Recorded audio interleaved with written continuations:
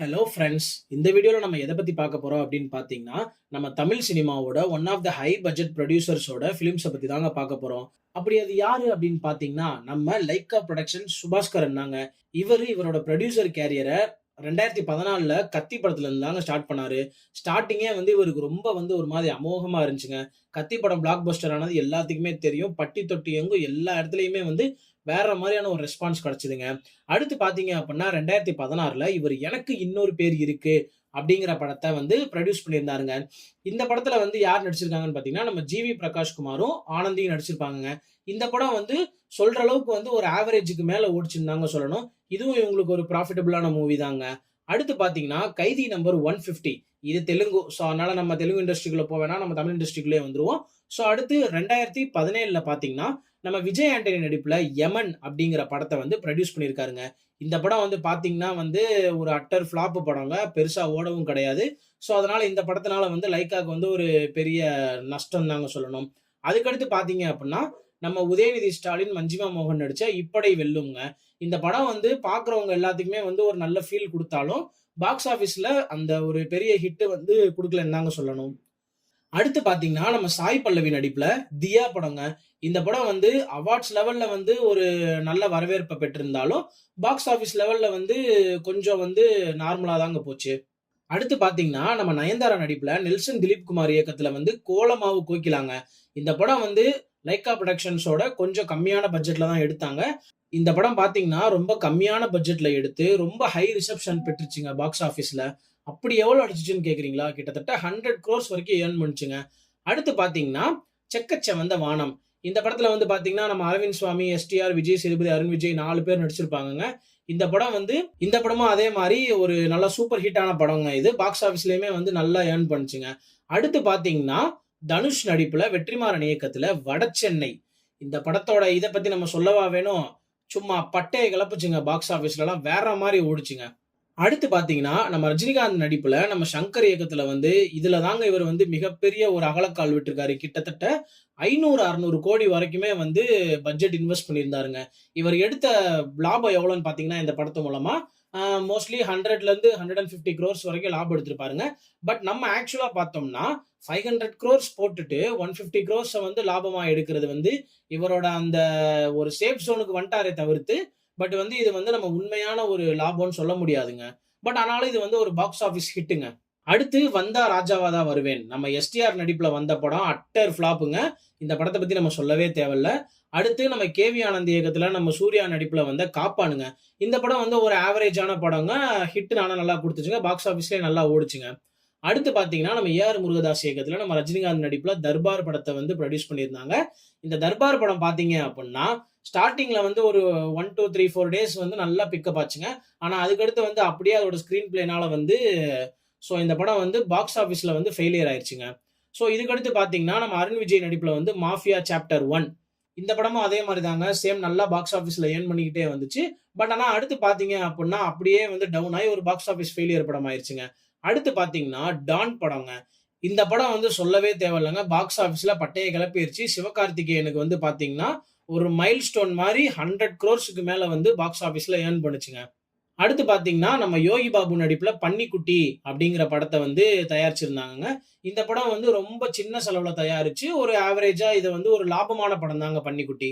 அடுத்து பார்த்தீங்கன்னா, பொன்னியின் செல்வன் 1, பொன்னியின் செல்வன் 1, பொன்னியின் செல்வன் 2 ரெண்டுமே சேர்த்து அவங்களுக்கு ஒரு நல்ல பாக்ஸ் ஆஃபீஸ்ல ஒரு ஏர்ன் பண்ணி கொடுத்துச்சுங்க. பொன்னியின் செல்வன் 2 காட்டிலும் பொன்னியின் செல்வன் 1 வேற லெவலா பாக்ஸ் ஆஃபீஸ்ல ஏர்ன் பண்ணி கொடுத்துச்சு உங்களுக்கு. அடுத்து பார்த்தீங்கன்னா, பட்டத்து அரசன். நம்ம அதர்வா நடிப்புல பட்டத்து அரசன் இவங்க ப்ரொடியூஸ் பண்ணியிருக்காங்க. இந்த படம் பெருசா போகலாங்க பாக்ஸ் ஆஃபீஸ்ல. அடுத்து நாய் சேகர் ரிட்டர்ன்ஸ். இதுவும் அதே மாதிரி தாங்க. நம்ம வடிவேலுக்கு ரொம்ப ஒரு ஹைப்பை கொடுத்து ரொம்ப டம்மி ஆக்கின படங்க. அடுத்து பார்த்தீங்க அப்படின்னா, நம்ம அருள்நிதி நடிப்புல திருவின் காதல். இந்த படமும் சொல்ற அளவுக்கு ஓடல. பாக்ஸ் ஆஃபீஸ்லயும் பெருசா ஏர்ன் பண்ணலங்க. அடுத்து தீரா காதல். ஜெய் ஐஸ்வர்யா ராஜேஷ் நடிப்புல வந்த படம். இதுவும் அதே மாதிரி தாங்க.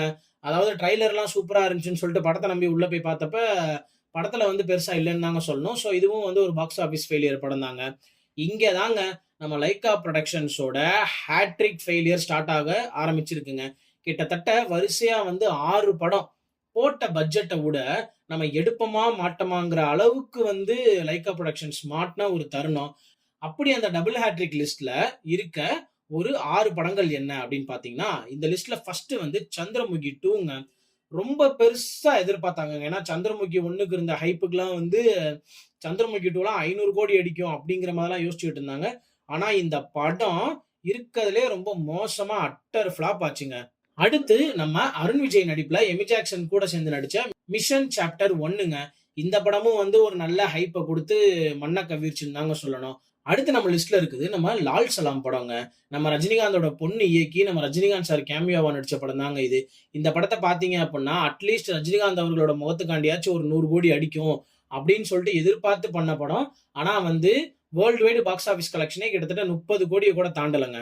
அடுத்து பார்த்தீங்கன்னா, 2024ல வெளியான இந்தியன் 2ங்க. நம்ம கமல்ஹாசன் நடிப்புல, நம்ம சங்கர் டைரக்ஷன்ல வந்து பெரிதும் எதிர்பார்க்கப்பட்ட படங்க. அதாவது வந்து தமிழ் சினிமாக்கே வந்து இதுதான் ஃபர்ஸ்ட் 1000 crore இருக்கும் அப்டின்லாம் ஒரு பேச்சு வந்துச்சு. ஆனா வந்து மொத்தத்துக்கே வந்து 150 crore தாங்க வந்து பாக்ஸ் ஆஃபிஸ்ல ஏர்ன் பண்ணியிருக்கு.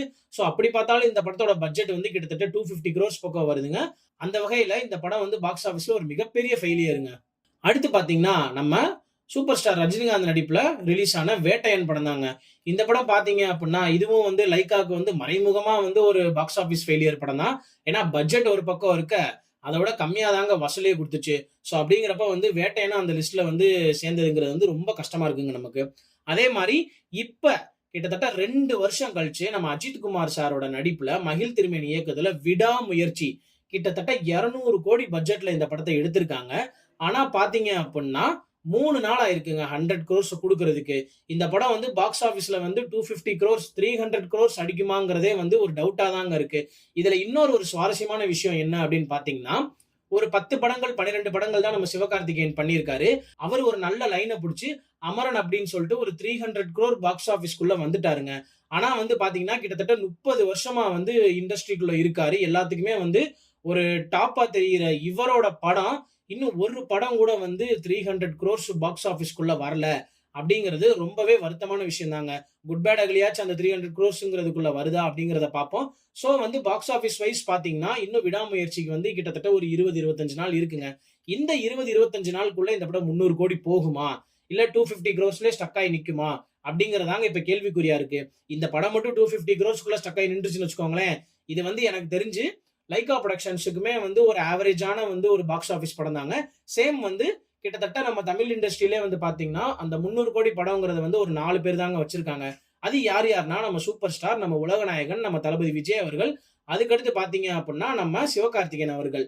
இதுல வந்து அஜித் வந்து வராதது வந்து நமக்கு ஒரு கஷ்டமா தான் இருக்கு. பட் இருந்தாலும் அவரோட ஸ்டோரி லைன் பிக்கப்ஸ் பிளஸ் அவரோட ரேசிங் கேரியர் அந்த மாரி போறப்ப வந்து நம்ம எதுவும் அவர சொல்ல முடியாதுங்க. அவருக்கு புடிச்சத பண்ணிக்கிட்டே போறாரு. ஃபேன்ஸ் எல்லாருமே வந்து இத ஏத்துக்கிட்டு தாங்க ஆகணும். அடுத்து பார்த்தீங்க அப்டின்னா, நம்ம ஜேசன் சஞ்சய் தளபதி விஜயோட பையனோட ஒரு ஸ்கிரிப்ட் ஓகே பண்ணியிருக்காங்கங்க. அது இப்ப வந்து படப்பிடிப்பு போய் கொண்டிருக்கிறது. அத வந்து பார்த்தீங்கன்னா, அது வந்ததுக்கு அப்புறம் தாங்க தெரியும். அது ஃப்ளாப் ஆகுமா? ஆவரேஜா இருக்குமா? சூப்பர் ஹிட்டா? பிளாக் பஸ்டரா? இண்டஸ்ட்ரி ஹிட்டா? அப்படிங்கிறத. இது மூலமா உங்களுக்கே தெரிஞ்சிருக்கும். லைக்கா புரொடக்ஷன்ஸோட ஏறுமுகம், இறங்குமுகம் அப்படிங்கிறது என்ன? அடுத்த வீடியோல நம்ம வேற சுவாரஸ்யமான வீடியோ பார்க்குற வரைக்கும் பை பை.